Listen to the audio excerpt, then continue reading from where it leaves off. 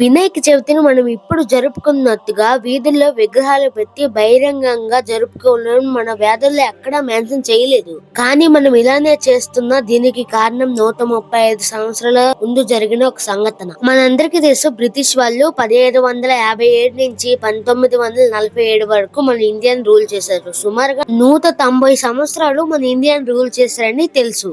వాళ్ళ పరిపాలనలో పని ఎలా ఉండేదంటే ₹10 సంపాదిస్తే ట్యాక్స్ పెడుతూ ₹6 వాళ్ళే తీసుకొని స్వేచ్ఛ స్వతంత్రం అనే పేరు బయటికి వస్తే కాల్చి చంపేసేవారు. భారతీయులు వీళ్ళ దౌర్జన్యాన్ని చూసి 1857లో వాళ్ళ మీద తిరగబడ్డం మొదలు చేశారు. జనాలందరూ ఒకటే తిరగబడితే ఇంకా వాళ్ళ ఆటలు సాగవని అర్థం చేసుకున్న బ్రిటిష్ వాళ్ళు ఉద్యమకారులు ఏ చిన్న మీటింగ్ పెట్టినా ఆఖరికి ఒక నలుగురు వ్యక్తులు ఒకే దగ్గర ఉన్న కాల్చి చంపేసేవారు.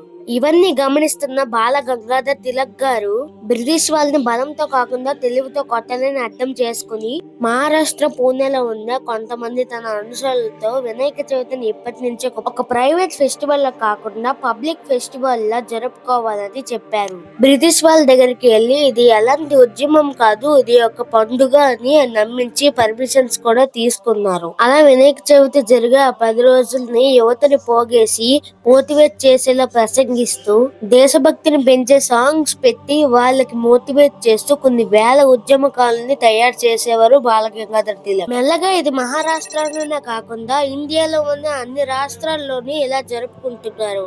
ఎనీవేస్ ఫ్రెండ్స్, అందరికీ నా తరపు నుంచి హ్యాపీ గణేష్ చతుర్థి. మీ ఫ్యామిలీతో హ్యాపీగా సెలబ్రేట్ చేసుకుంటారని అనుకుంటున్నాను.